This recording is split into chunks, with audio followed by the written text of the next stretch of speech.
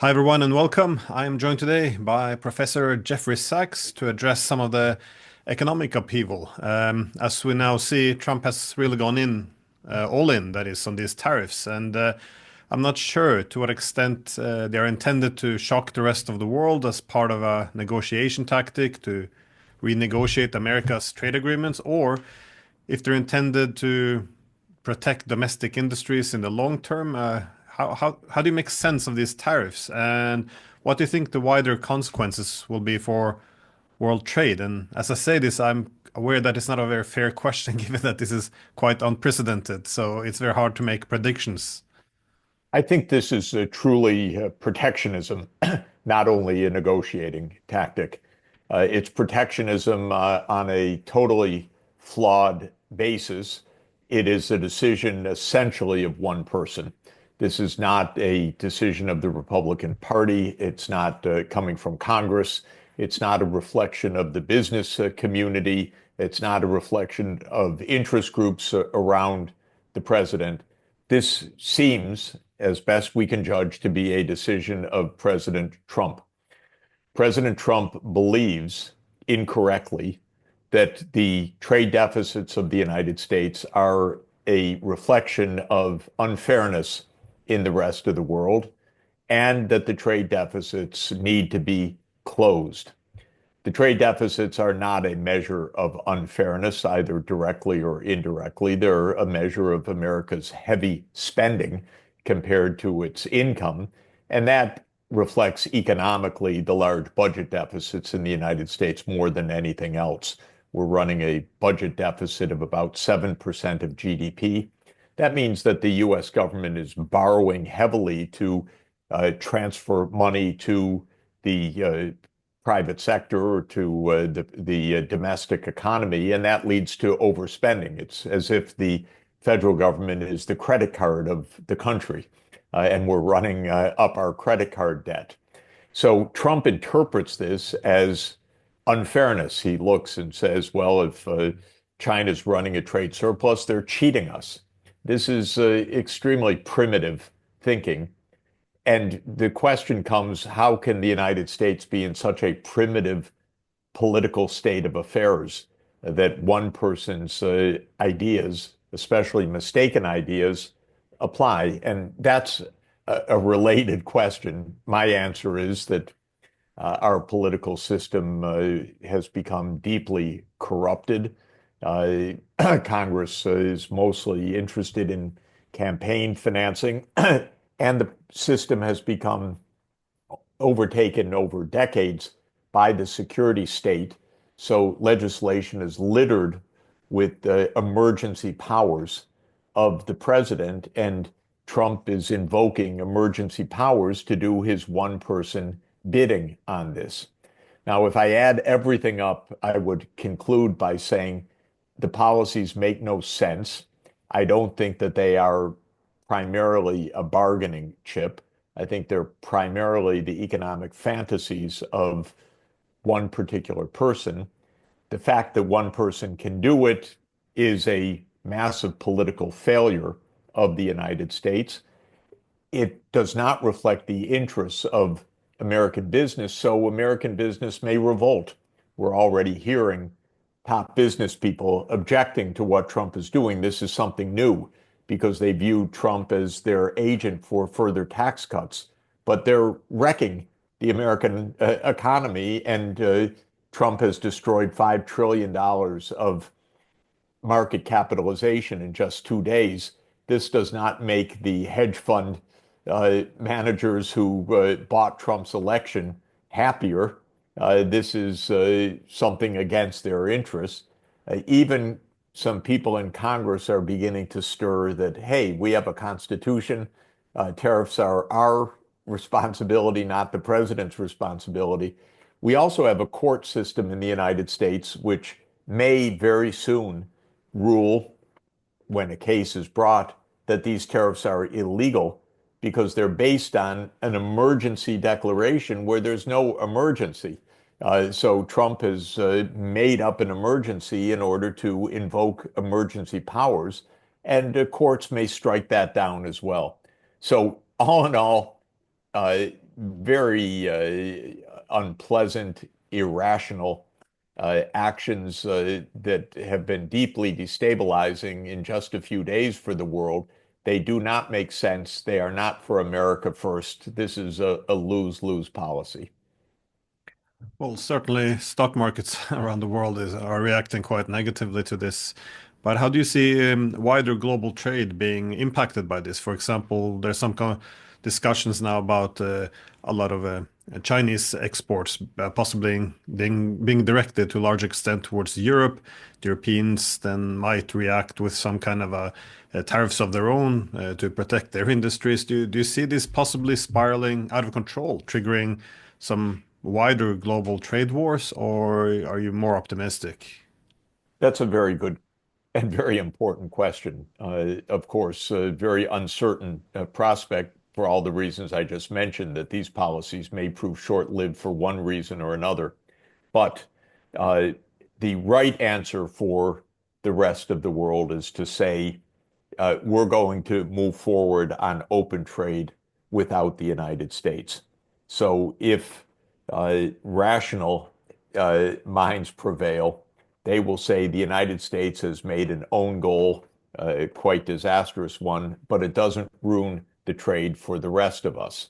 But what you're proposing is a kind of domino effect where the U.S. Actions trigger shifts in trade that then lead to further unilateral protectionism. And if Europe were to raise barriers on China, we would have a cascade downward in the world economy. That is familiar in economic history, by the way, in the 1930s.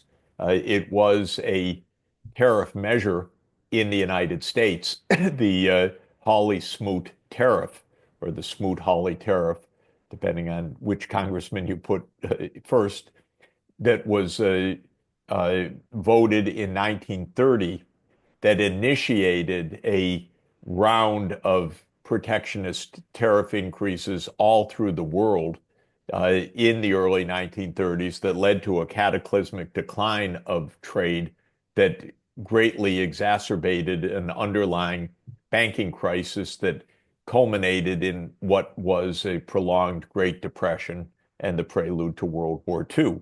So, if one looks to history, the United States started the last such trade collapse with a tariff increase, that one voted by Congress. And the question is whether the same will happen now. I hope that Europeans are smarter than simply slapping on new tariffs. I hope that the Chinese and Europeans negotiate to understand Europe should export what it would have exported to the US now to China, and China can export what it would have exported to the US partly to Europe, partly to ASEAN, partly to India, partly to other countries. Some good news in recent weeks is that China, Japan, and Korea at the high diplomatic level have uh, intensified their diplomacy and called for more normalization of relations and reduction of tensions. Similarly, China and India have, in recent months, at least addressed the border issues that have plagued the relationship. And leaders of both China and India have said that we need to move to strong relations among ourselves. Those are both good signs. But what you point to, the China Europe trade relations, is especially important. Well, if this can result in, well, it is resulting in a lot of economic upheaval, not just the United States, but the world. What does this mean for currencies or the US dollar? Would it be, do you see greater struggles in the weeks and months to come, or or it doesn't necessarily have to be affected to that great extent? I know that the idea of cutting the deficit and reindustrializing would suggest that it would only strengthen the dollar. But assuming that these tariffs do not go as Trump has planned, what do you see happening to the US dollar? We already see in the first few days that the usual safe haven effect of the dollar, that in times of insecurity, people rush to the dollar, is not occurring now. The opposite is occurring. People are leaving the dollar. The dollar is weakening. I think the confidence in the U.S. economy, the confidence in U.S. Political leadership, and the confidence in the dollar have all been weakened by the events of the past week. And in general, I've been arguing that the uh, preeminence of the dollar in the international system will, in any event, decline significantly in the next 10 years. Just as we've moved to a multipolar world, we're moving, I believe, to a multi-currency world. There are many reasons for that.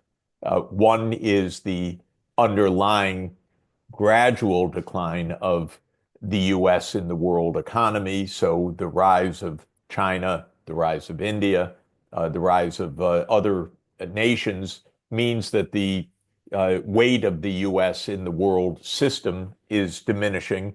And that means that the weight of the dollar also would tend to diminish.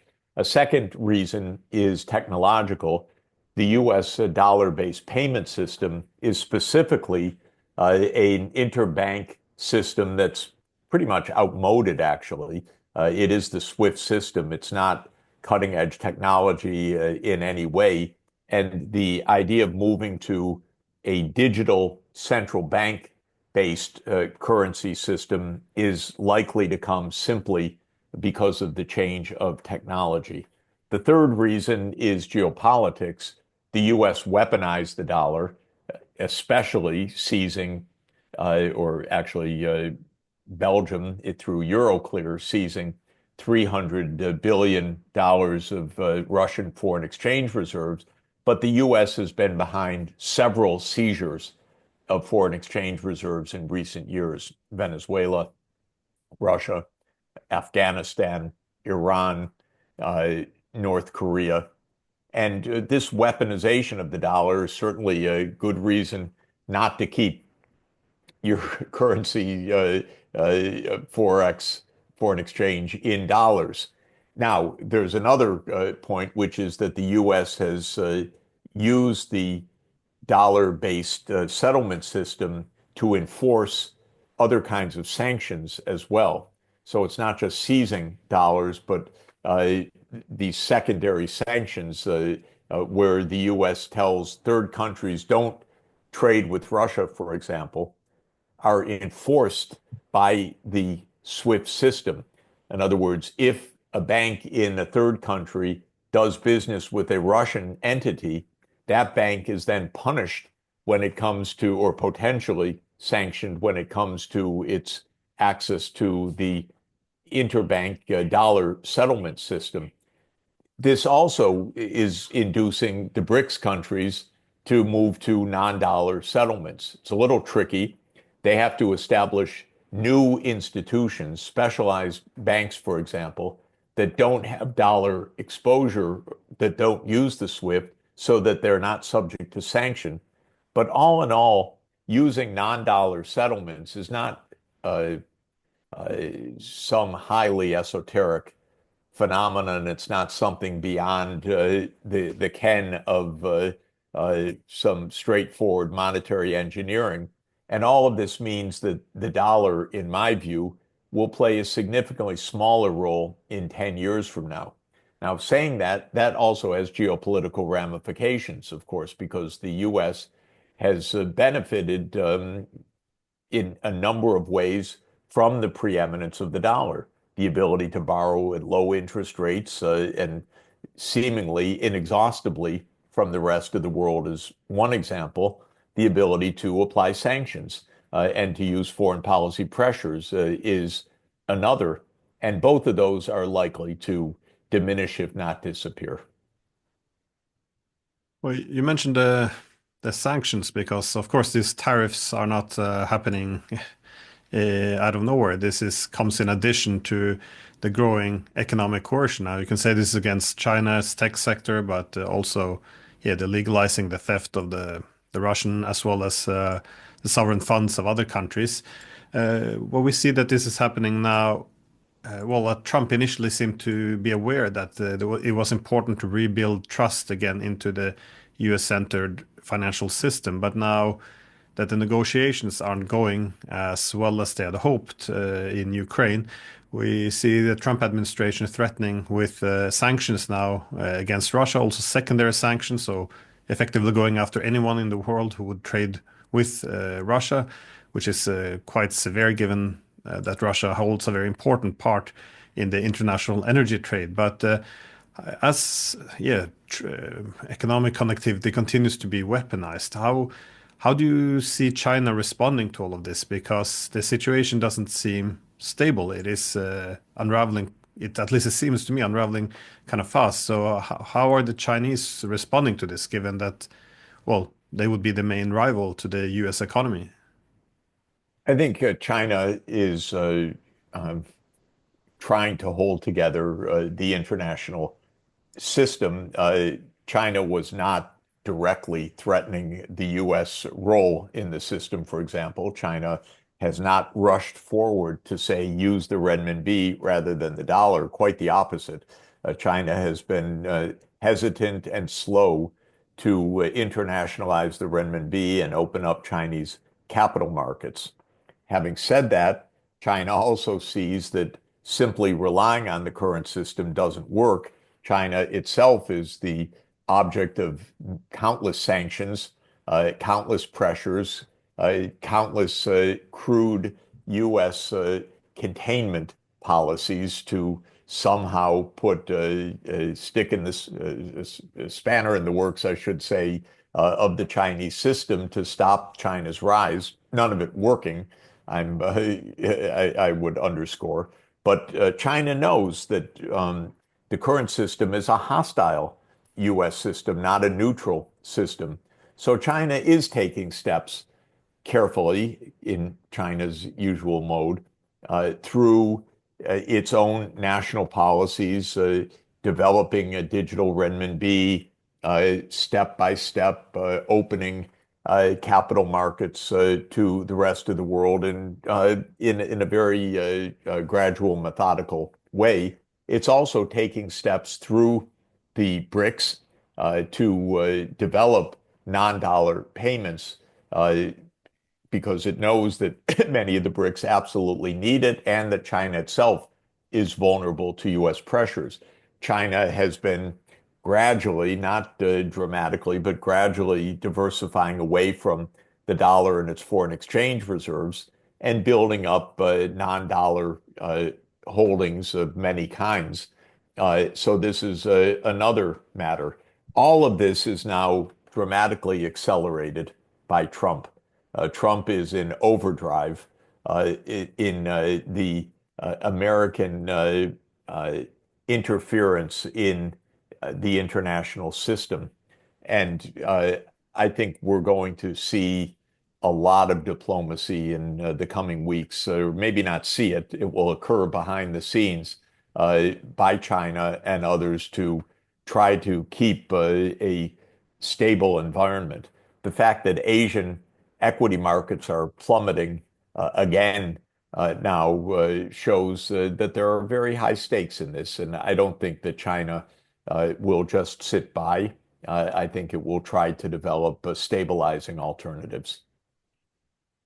No, you mentioned yeah the military well the economic pressure, but of course there's also military pressure. We learned that from New York Times with how deeply involved the U.S. has been actually in fighting Russia militarily against, especially since 2022, but also now threatening to bomb Iran as well as intensifying pressure against China. Um, Given what you described happening in Northeast Asia between the Koreans, Japanese, and Chinese, do you see a wider restructuring of the international system because of the military and the economic pressure, or have you seen any, I guess, tangible developments?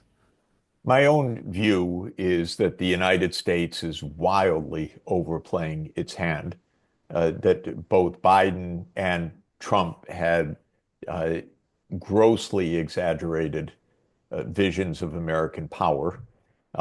Both in their different ways think America still rules the world, can threaten the world, can determine global policies, can set the agenda. I had thought that Trump had a bit more realism, at least when it came to Ukraine. It remains to be seen whether they are smart enough to be able to find their way out of that situation. It's a little disappointing in recent weeks that what seemed to start in the right direction is showing all the typical signs of U.S. naivete, ignorance, lack of basic understanding of what to do. Um, so, uh, but in other areas, Trump thinks the American dollar is king. He thinks the American market is king. He thinks the sanctions regime is king. He thinks he can have uh, Greenland and Canada or Panama for the asking. So right now there's a grandiosity of Trump's thinking about American power, which is extremely dangerous because it's delusional. And delusions lead to disasters. So this is a very fraught period, actually. Well, Professor Sachs, I know you're very busy, so I won't hold you anymore. And thank you so much for your time. I appreciate No, it. it's always a pleasure, and we'll do it again soon, I hope. Thanks. Thanks.